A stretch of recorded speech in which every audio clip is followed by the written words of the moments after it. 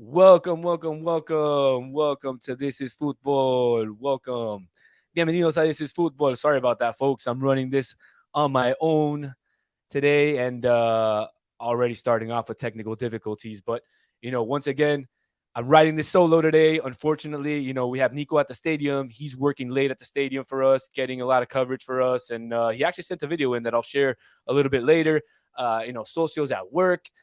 Seba, apparently it's his girlfriend's birthday, so he couldn't join us. But once again, I would just like to say, for those of you listening on Spotify, thank you for following us. For those of you that follow us on YouTube, on Instagram, on Twitter at TIF, TI Football Podcast, thank you for following us. We appreciate it. We're out here working for you guys, cover the MLS and to cover world football. So thank you again. And like I said, I'm going at it solo, so bear with me here if there's some technical difficulties along the way.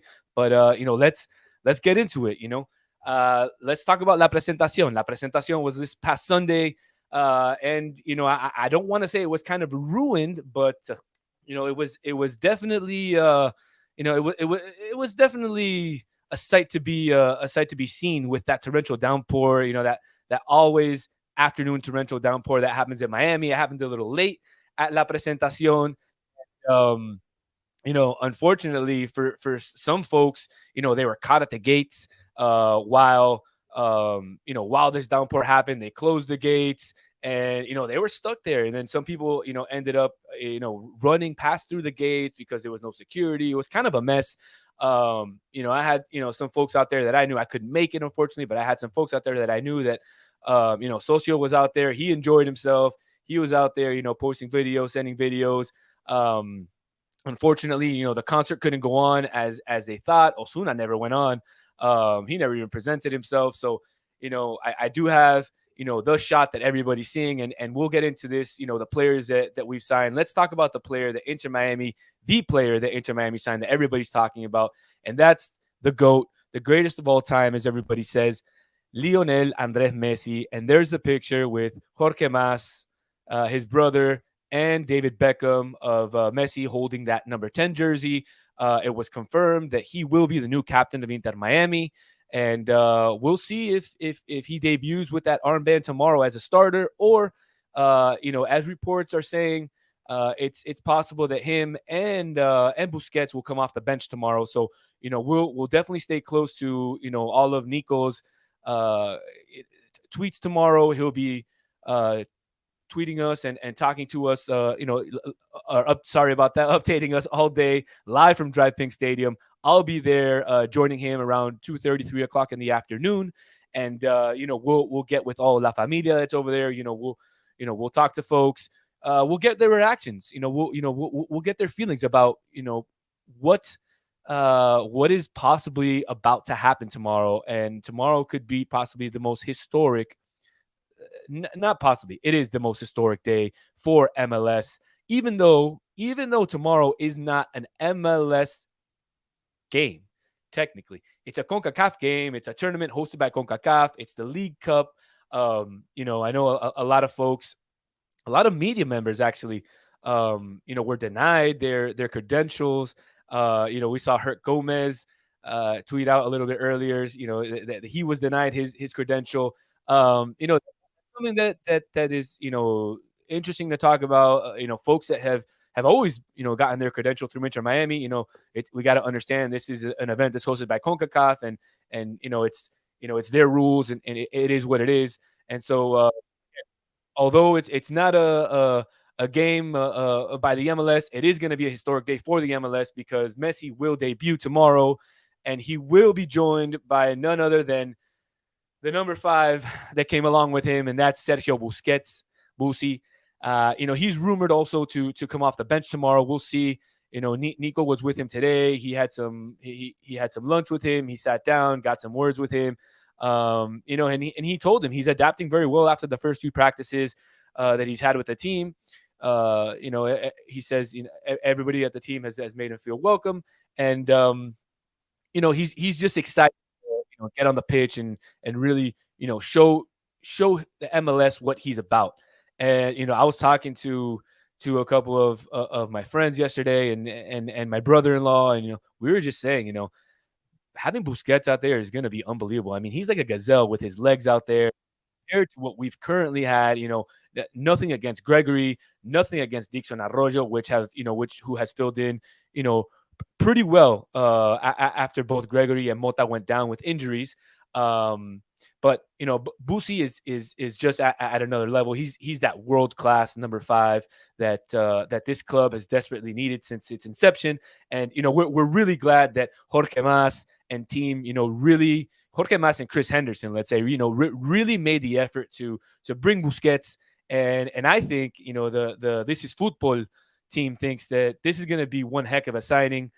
Personally, in terms of pure football, I think that this is a bigger signing than Messi, only because I think he'll have a bigger impact in the middle of the field. Obviously, Messi, the brand and all that is completely, at another level compared to Busquets. I mean, after Messi was Inter Miami had a record. They surpassed Inter Milan for number of followers on Instagram. I think they surpassed the number of NFL, NBA, and MLB teams all combined. I'll double check on that, but I'm pretty sure I read a tweet about that earlier. So, again, Busquets, hell of a signing. Hell of a find for us to bring him in, and he is the second piece to this puzzle.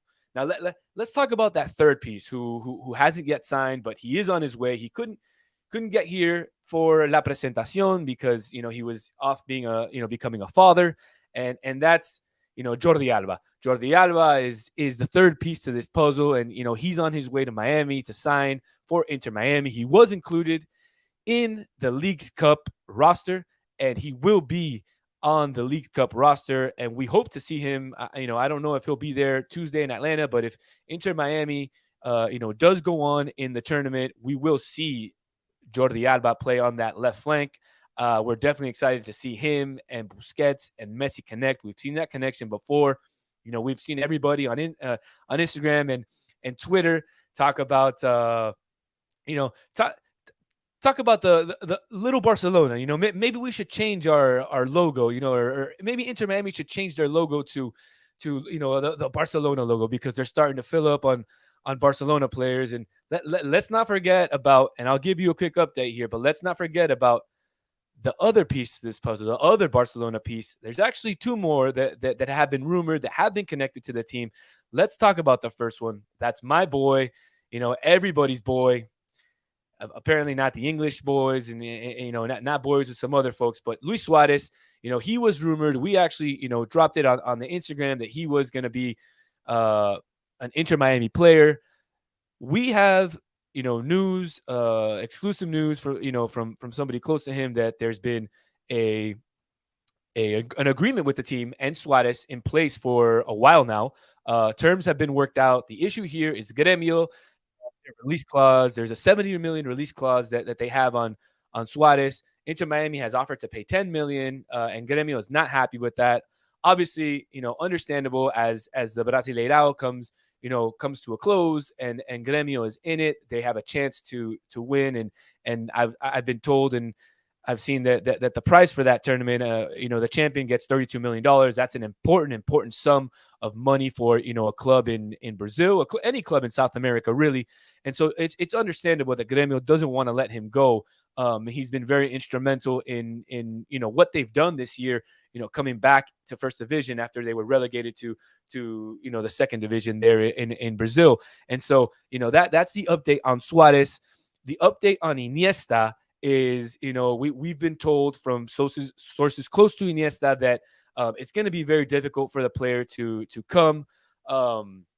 It's going to be nearly impossible. Inter Miami obviously has until August 2nd to make both of these signings, whether it's the Luis Suarez or the Andres Iniesta signing.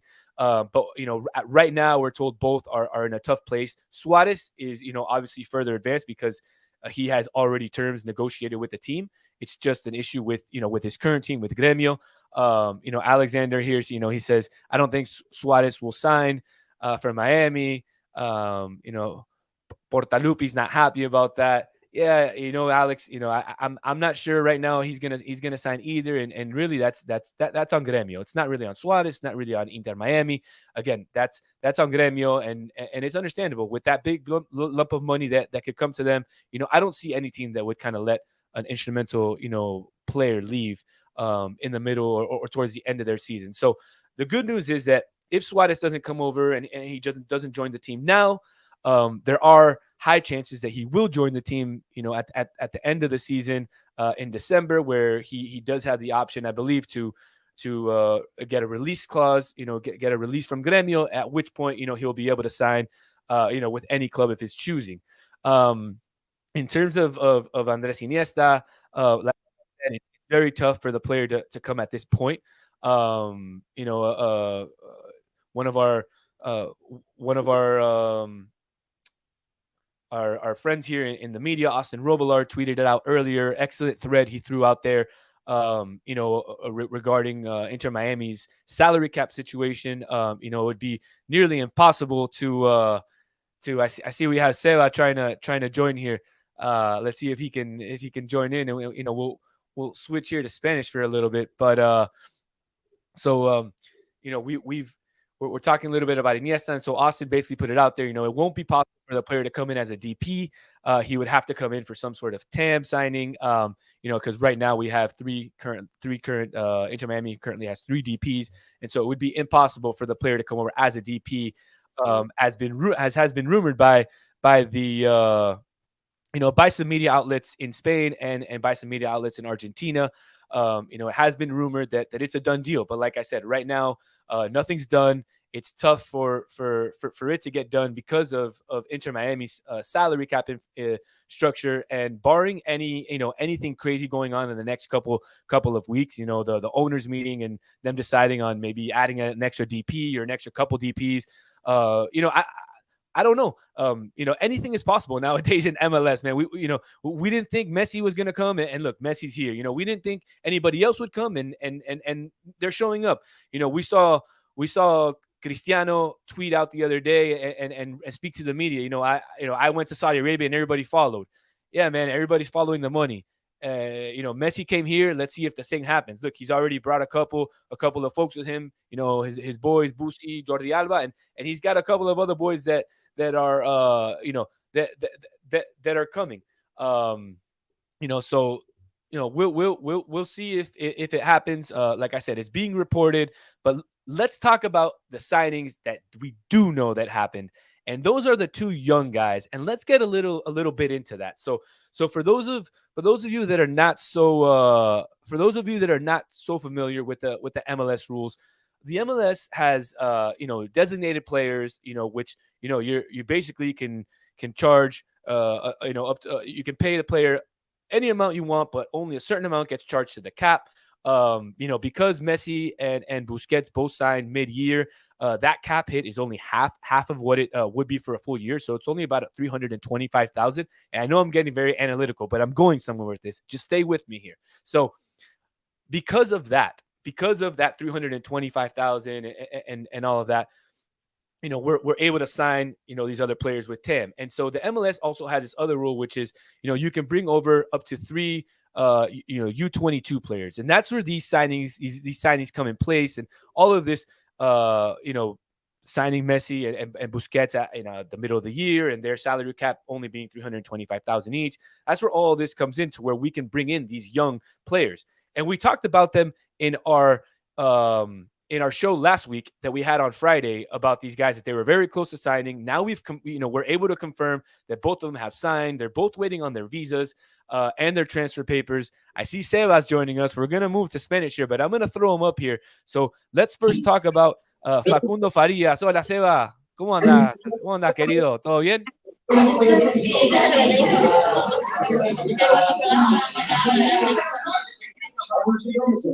¿Cómo andas, Seba?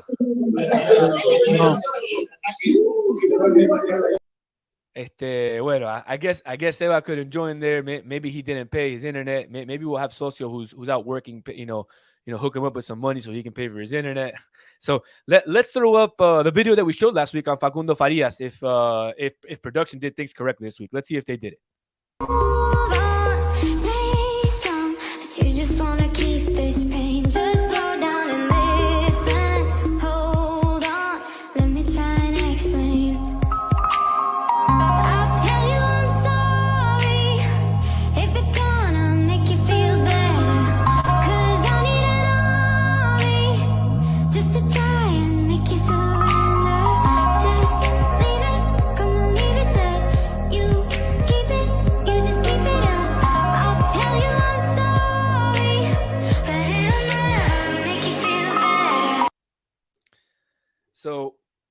Facundo Farias, folks, 20-year-old coming from Argentina, played, I believe, he played in Colón. He's like a media punta, somewhat of a hybrid, attacking mid, forward. Fantastic player. Uh, we've been following him here at TIFF, for a while now as we watch the Argentinian league, and also, as you know, we have Sebastian, who's one of our contributors, who lives, just across the street from La Bombonera out in Buenos Aires, Argentina, and so he's been following Facundo and a couple of the other Argentinian players that Inter Miami is following as well for a while, and he's let us know some interesting notes about them, as you can see in the video. For those of you on Spotify, we just showed a video on Facundo Farias, one of the new signings for Inter Miami. As you can see, he does very well with his body. He knows how to, hold the ball. He knows how to, shield the ball and kind of, let it out. Very good, with his feet dribbling, with his head up. Look, I think he's going to do wonders. I think he's going to do fantastic for this team. Combination play with Busi there in the middle, combinating, possibly with Messi if Messi plays, that left forward, that kind of loose left forward that he played at Barcelona and that he played at PSG. It's going to be really interesting. Let's take a look at the other guy that we know, who's actually, he interviewed today with TYC of Argentina. And I know, again, we played this video last week, but it's just too good not to play. Let's take a look at Diego Gomez, our newest signing here.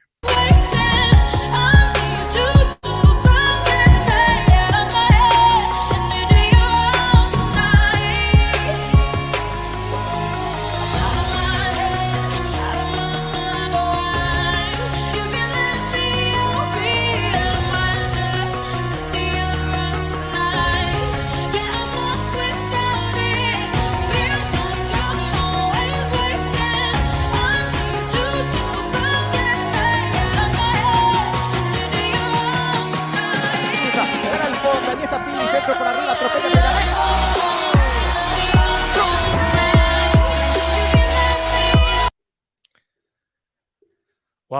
Wow. So, like Socio said, with Tacaño, he's already sold. And let me tell you, man, Diego Gomez, Paraguay, played at Libertad. He's got, he's played in La Libertadores. He's got experience there. I mean, he looks like the real deal, folks. He can play that left wing. He looks like, he's going to take over for our former number 1 draft pick, Robbie Robinson, who's been rumored to be released from the team. Once all this transfer stuff is done. We saw the release or the termination of Pizarro's contract, who, funny enough, asked the team to play for free for the rest of the season so he could play with Messi. The team wasn't going to allow that, and we're happy that he found his way with AEK over there in Athens, Greece. We wish Pizarro good luck. He goes down in the history of Inter Miami as the first goal scorer ever for Inter Miami. So once again, we wish Pizarro luck, but we're very happy here. The Inter Miami fans are very happy. We've spoken with them. Everybody's happy with the signings. These young kids really, really, are something. And something I do want to bring up, though, and it's something that Socio actually put it in, and I put it up there. It is kind of funny, and remember they did laugh at us. Folks laughed at us. Folks said, why do you want to fill the team with South American talent? We need to fill it with all. Look, sometimes some of us, are watching certain leagues, and some of us are watching certain leagues that others aren't, and we see things. And so, that's why we say, hey, there's young guys out there, and it's okay. It's okay to fill a team with South American talent, with American talent. It's just a strategy. And we tried one strategy. It didn't work out. We're going with this strategy. Let's see if it works. In my opinion, I think it's going to work. I think I speak for Socio. I think I speak for the rest of us here, Reni, Seba, Nico, Tony, all of us, we all agreed that this was, possibly the right way for the team to go. We're excited, for the team that is basically in our backyards, and that we get to cover to bring these players. And we're excited to see what this team is going to be. There have been rumors that the team could possibly join Copa Libertadores next year. That there are some teams from CONCACAF that will join Copa Libertadores next year. I don't know about that. We've spoken with Nico, and Nico and his sources have told us that it's possible that maybe there's going to be a somewhat of a maybe combined league where they take maybe the champion of Copa Libertadores, the champion of Sudamericana, and maybe a few other of the bigger historic teams. Maybe a Boca, River, maybe an Atlético Nacional, something like that. And they get the top teams in MLS, or the more popular teams, maybe a Seattle, an LAFC,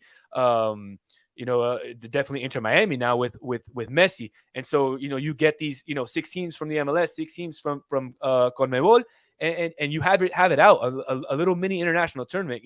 I'm kind of with Socio here. I'd be interested in seeing if maybe UEFA would want to bring 6 teams from champions and make it kind of like a CONMEBOL, CONCACAF, UEFA tournament. And it's kind of like, I guess, what they're going to do with the World Cup here in next year, that Club World Cup. But I'm really interested to see, what these teams in the MLS can show against that top tier talent. We saw in the All-Star game yesterday, Arsenal, came with their team, and they were just toying with the MLS All-Stars. But we know All-Star teams, aren't created, to they're solely created on individuals' talent. They're not created really to function as a team. So you can't really watch yesterday's game and say, oh, that Arsenal would kill any MLS team. I don't know. Would they? Possibly, yeah. But, I think some teams like LAFC could compete, maybe 1-0, 2-0, 2-1. We saw yesterday Independiente del Valle play against, Sevilla in what they were calling like an Intercontinental, but the winner of the two, I guess, lower championships, the Europe championship and the Sudamericana, and they went to PKs. It was 1-1. So, that goes to show you that the South American teams in the CONMEBOL can compete with some of the teams in UEFA. And Sevilla is it's no easy cookie there. Sevilla is a very tough team. They've showed that they can compete back, in the Spanish league. They've shown that they compete in Europe. And, call me crazy, man, but with all the signings, I think Inter Miami can compete with some of these teams. I don't know. I think it just really puts them on another level, and we'll get to see it tomorrow. We'll really get to see it tomorrow. Like I said, I'll be at the stadium. Nico will be out there early.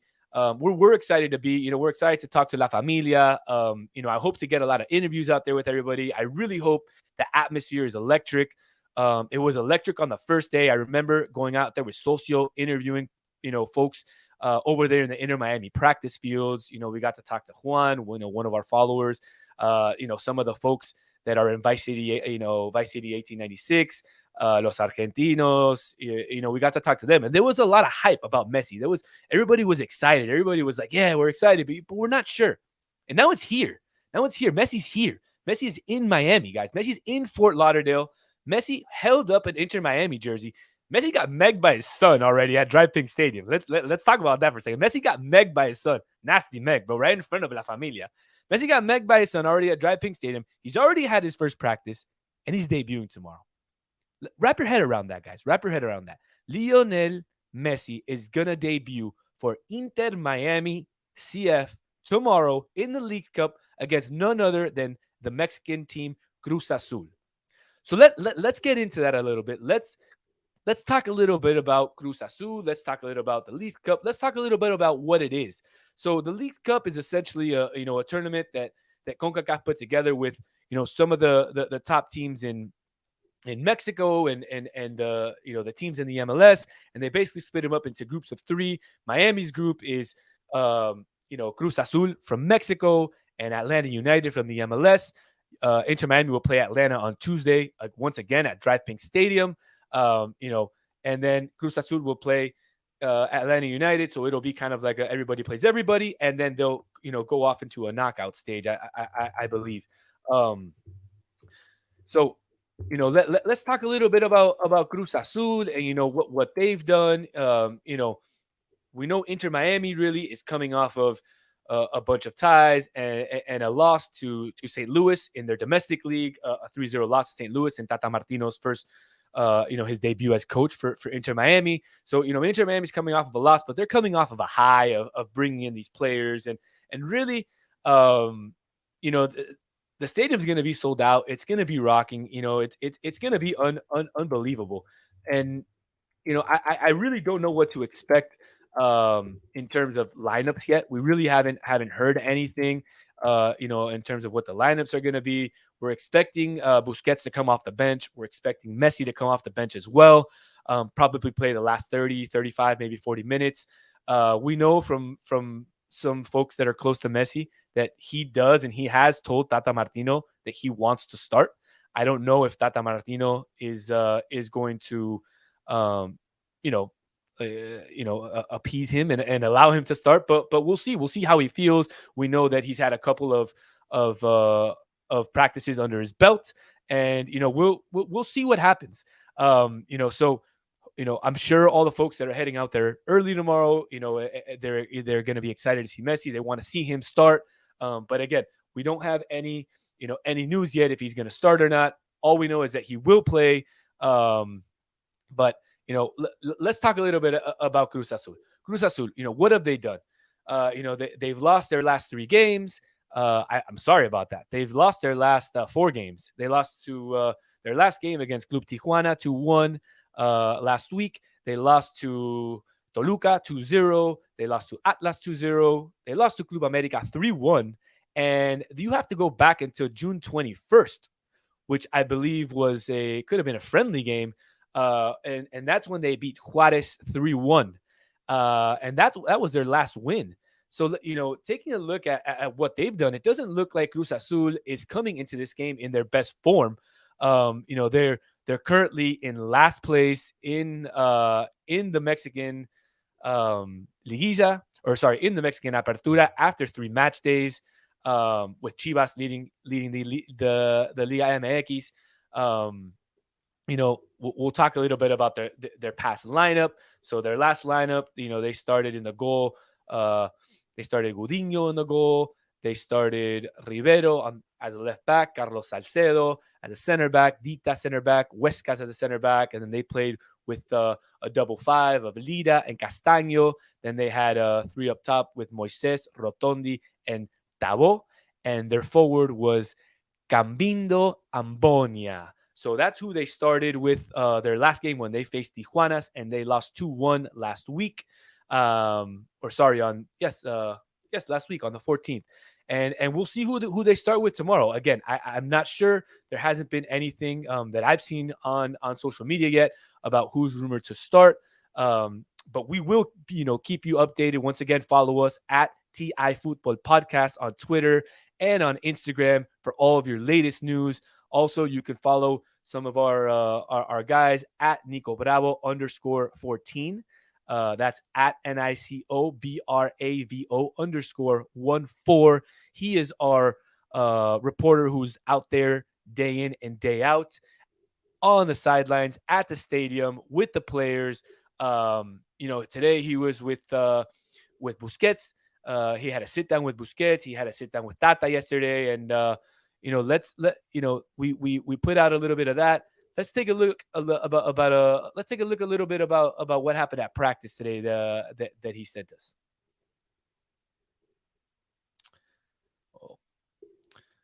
Looks like our folks over there at the production team is they're failing us again.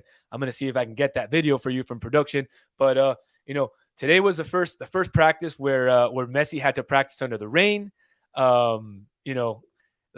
Let's see how that was for him. It looked like it was all right. He looked like he was moving all right out there. I don't know, but we're gonna see if I can get this video for you from practice today. Let's see if I got it right here. I think it's right there. It is. La manera de trabajo que venían teniendo. Y para mañana, hoy no se concentran, cada uno se va a su casa hoy después de este entrenamiento y están citados para la hora de la merienda, charla técnica y después salen a la cancha, al estadio. Pero por ahora lo respetan, porque tengo entendido que el cuerpo técnico de Tata va a empezar a cambiar algunas costumbres, quiere cambiar la mentalidad también, quiere construir en todo. And so you can see a little bit there from practice, and the gentleman in the background. For those of you that that don't speak Spanish, I'll translate. Basically, he was essentially saying, that the players are going to practice, they're going to go home, which is very rare in Europe.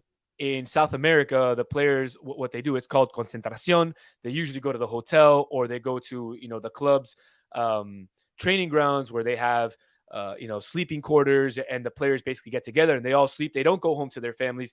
The players stay there overnight, and that's usually what happens in South America before a big game or before a national team game. So you can see the gentleman was saying how the players will be released to go home to their families. They'll be required to report tomorrow at the hour at basically snack time, la merienda, where they'll have a light training session, and then they'll get together with their team and go off and walk to the stadium. But Tata is gonna be looking to make some changes in there. We'll see if maybe he does make some changes, because he wants to change the mentality, going into the game. Solana here from 560 WQAM commenting a winning streak incoming. Solana, my brother there, I can't deny it. I do think a winning streak will be incoming, especially with these guys. He also comments that usually what's happening, that's usually what happens in the NFL also, even for home games. They used to have them at hotels the day before the game. Absolutely. So that's currently, what's going on right now. Socio right there, he's saying we have a celebrity in the comment section. Like I said, I shouted him out. Solana from 560 WQAM. Also, he does a Heat pregame show. He's a big fan of This Is Football. He has to be. He's my brother. I forced him to join the show. So actually a surprise. I don't really see him in the comments. But he's there, and glad to have you there, bro. So thanks for being in there again. Thanks, Socio, for supporting, and everybody else who's joined us. But like I said, Tata's looking to change the mentality of the team, looking to change the mentality of how these players come in to the game, because we've seen in the past that these Miami teams under Phil Neville, even under Diego Alonso, came in kind of flat-footed, and that's kind of what we saw in the St. Louis game, and that's not what Tata Martino likes to see as his team. He likes to see his team up, pressuring, get up on, up against those defenders, and not really give them any room to breathe, and really, kind of lock them in there and look for turnovers and get on the fast break and score. And that's really, what he's looking to see with this team. And that's what we're looking to see out there tomorrow. As we go out there tomorrow to see Inter Miami play, as we go out there to see the new players play, as we see Messi, as we see Busquets, we'll see. Steven over here asked, why would Iniesta demand a DP spot? He's 40. If he doesn't want to be part of Messi and friends for the 10 money, let him chill at home. I don't really know, Steven. I don't think he demanded a DP spot. I just think those are the rumors that are out there. That's what's coming from the media over in Spain and the media over in Argentina. That he agreed on a DP spot. That's just a rumor. Nothing's been agreed upon yet. Like I said, one of our friends in the media, Austin Robillard, tweeted out a great thread there. If you're interested in the cap, he does a fantastic job of covering the team and covering the cap for Inter Miami. So he, for all your cap needs, I mean, he's a genius there. So I would definitely go to his tweets and his thread. Fantastic there. But, I don't think he demanded a DP spot. I think he'd be happy coming for TAM. He's been playing for big money overseas already for a few years. I think he'd be happy for that. So I don't know, why that rumor is out there, but, it is. And again, I said it at the beginning of the show. I don't think Iniesta is going to come. And that's what Nico reported. Somebody close to him he spoke to, they said it's just a very tough situation for him to come. And, I'm going to go with that for now until I hear any different. Although, like I said, the Spanish media and the Argentina media are saying different. Socio says, pay him what little Neville makes. We don't know. We don't even know what he makes. It's not public what he makes over there with the Canadian team. What we can say is, USA beat him. So USA 2, Neville 0. MLS obviously and USA. Nothing against Neville Grande. But I do want to put something up here that a little video from Nico that he sent for you guys. Let's throw it up there. Of course. Once again, production is just failing on me. Always with the videos. Always production fails me with the videos. But once again, I'm picking it up. Guys, what's up? We're here about 14 hours prior to tomorrow's big match with Inter Miami versus Cruz Azul. As you guys can see, we're at the pitch. Everything's getting ready. All the preparations are taking place. Look who's out there. The one and only Rennie. Hope everyone can make it tomorrow. We're going to be reporting here. Danny's going to be out here at the stadium with the fans. So I hope to see you all here. Let's enjoy it. So thank you, Nico, for that lovely message for our listeners. Once again, if you're listening to us on Spotify, definitely give us follow us on all of our social medias at TI Football Podcast. And if you're not following us yet on Twitter or on Instagram, that's at TIFUTBOL Podcast. TIFUTBOL Podcast. You can see it there scrolling if you're watching live. There on the bottom of the screen. As we bring this show to a close, I honestly didn't think I was going to make it to 40 minutes. I was thinking I was going to do 20 minutes here on my own. I texted the group chats. I was like, come on, guys, everybody join in and help me. I don't know how it's going to be by myself. This is the first time. I've had a blast doing it. I hope you've enjoyed the show. I have a couple more things that I would love to share with you. A couple things that production did put together, some videos that they put together for us. A couple videos of Messi's first training and a couple of the things of that we saw with Messi. Let's take a look before we let you go. Out at training, when they're at home, how they live, because they're the best, and people want to emulate the best and try and get the best out of themselves. So that's what they'll be doing, and that's the unique opportunity that these players have. They get to learn from these guys every day. Like, how do they recover? How do they eat? How do they sleep? How much do they train? How do they look after their bodies? There's just so many things that you can learn from them day in, day out, and that's why I'm sure a lot of these young players are going to feel so lucky to be a part of them too coming. Yeah, so I mean, for those of you that couldn't see the video, that are listening on Spotify, which is a video of basically the team jogging together at Messi and Busquets' first training with the team. You can see Joseph Martinez hanging there very closely with Messi. Nico told us estaba pegado como un chicle. That's how we say it in Spanish. Basically, he was stuck to him like gum. And then that's that South American connection that you have there that you see, that you see with the players. The other thing that we saw today, DeAndre Yedlin, met with the media, and it was interesting that he said, the other day, I forget who it was. I think it was Campana or somebody had asked in the Inter Miami group chat, that they needed some extra tickets. And right away, Messi said, hey, how many do you need? It just goes to show how humble Leo is, and even though he is who he is, and the brand that he has created for himself, and the followers that he has, and the fans that he has, the teams who he's played for, and the trophies that he won, he's just a regular person. He's one of us, and he's as humble as any one of us. And so it just goes to show you, hell of a guy, great that he does that. The other thing that I thought that was fantastic, that I retweeted, that Nico put out there, that was that yesterday he stayed after practice. Both him and Sergio Busquets both stayed about 30 to 40 minutes after practice with the young guys, training with them, shooting, working on some drills. And again, that goes to show you these guys are world-class players that have played, at the top clubs. Barcelona, both have won a World Cup, both have won a Champions League. They've won, number of trophies with La Liga. It's just everything that they've won. Messi, Ballon d'Ors, all these things, they don't need to stay, with these 18, 19-year-olds, with Kremashi, with the Noah Allens, with these young guys. But they do it anyways. They do it because they love the game. They do it because they love to pass the knowledge on to the young guys. And that's, that's what we want. That's what we as MLS fans want in the league out of these older players that come. That's the type of personality and the type of mentality and passion and humble mentality that we want from the players that are coming to the league. And so, we hope that Messi coming, Busquets following, Alba, possibly Suarez, and who else? The transfer window closes on August 2nd. We still have, a couple more weeks until that happens. We have a few more games, Leagues Cup, and then we'll get started again with the MLS season. But again, it's been a tough go around for Inter Miami this season.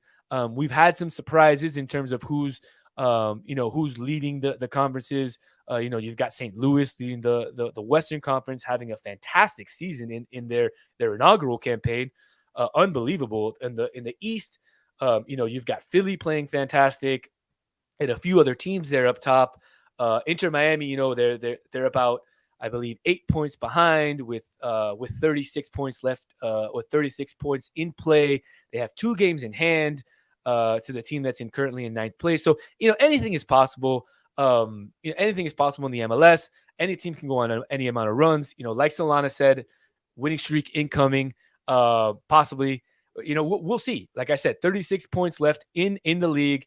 Right now, the focus for the team, the focus for the fans, focus for the media is going to be Leagues Cup. And that's what it's going to be about now for the next couple of weeks. Again, Cruz Azul tomorrow, 8 p.m., Dry Pink Stadium. Atlanta United, Tuesday, Dry Pink Stadium. We'll be out there both nights. We'll be covering. We'll hope you guys are out there.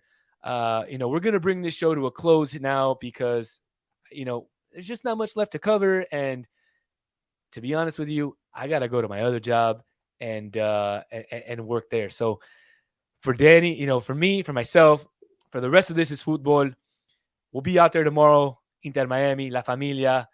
Let's get out there. Let's support the boys. Let's do it, baby. Let's do it. Let's get out there and let's get a win for Inter Miami. Before we go, a little hype up from La Familia.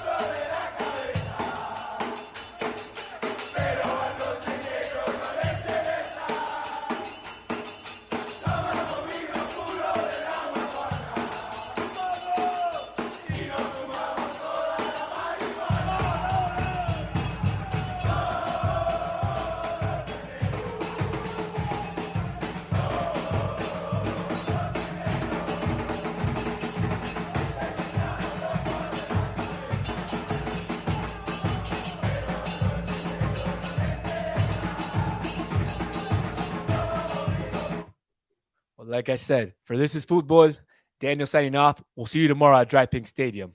Once again, follow us at TI Football Podcast. We're out.